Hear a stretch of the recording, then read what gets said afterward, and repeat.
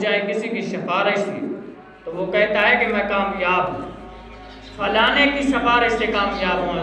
ہاں، کامیابیوں کے درجے ہوتے ہیں، کامیابیوں کے سپورٹر ہوتے ہیں، اور جو ناکام ہو جاتا ہے تو وہ کہتے ہیں اگر لگتا بھی ہو، باپ بھی ہو، بیٹا بھی ہو، کچھ بھی لگتا ہو، وہ کہتا ہے میرا اس کے ساتھ کوئی تعلقات نہیں ہے، میں اس کا کچھ نہیں لگتا۔ ہاں، جو کامیاب ہو جاتے ہیں ان کے سپورٹر ہوتے ہیں، ان کی تعریفیں ہوتی ہیں، ان کے بورڈ لگتے ہیں، ان کی سارے سسٹم ہوتے ہیں، لیکن جو ناکام ہو جاتا ہے اس کے پھر رسوائیاں ہوتی ہیں۔ لگتا بھی کچھ ہو تو کہتے ہیں ہمارا کچھ نہیں لگتا، ہمارا کوئی تعلقات نہیں ہے۔ بات مختصر سی ہے کہ صرف اور صرف اللہ تعالیٰ کے خوشنودی کا ہونا ضروری ہے، اللہ تعالیٰ کی رضا کے اندر راضی رہنا ضروری ہے، اللہ تعالیٰ جو فرمائے اسی راستے کا مسافر بننا ضروری ہے۔ ہاں،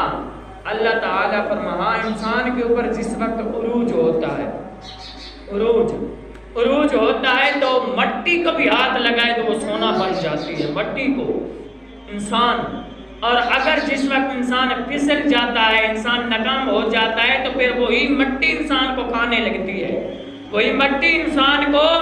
کھانے لگ جاتی ہے۔ دیکھیے نا، حضرت اللہ تعالیٰ فرماتا ہے، خالق کائنات رب ذوالجلال فرماتا ہے دنیا کے اندر دو شخص ہوں، دو محبت کرنے والے شخص، محبت کرنا، عشق کرنا، دولت وغیرہ وغیرہ، یہ کوئی جرم نہیں ہے، دولت اکٹھی کرو لیکن حلال، رزق حلال ہو، محبت کرو اللہ کی خوشنودی، اللہ کی رضا کے لیے کرو، عشق کرو اللہ اور اس کے محبوب کے ساتھ عشق کرو، یہ داستان ہے عشق اور محبت کی۔ اللہ تعالیٰ فرماتا ہے دنیا کے اندر دو لوگ، دو شخص میری رضا کے لیے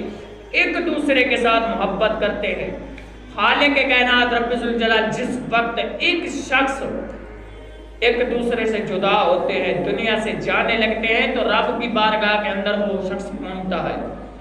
ایک دوسرے سے جدا ہوئے ہیں پہنچتا ہے تو اللہ تعالیٰ سے کہتا ہے مالک میری کامیابی اس کی وجہ سے تھی،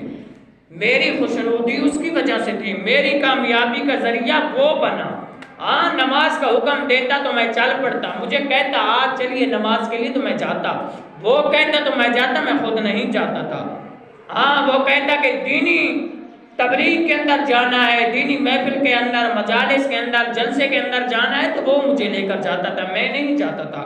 وہ کہتا تھا ہم چل پڑتے تھے دونوں، کیا دین کے راستے کے اوپر لے جاتا تھا، نیکی کے راستے کے اوپر۔ دیکھیے نا، جس وقت اللہ کی بارگاہ کے اندر وہ شخص پہنچتا ہے، خالق کائنات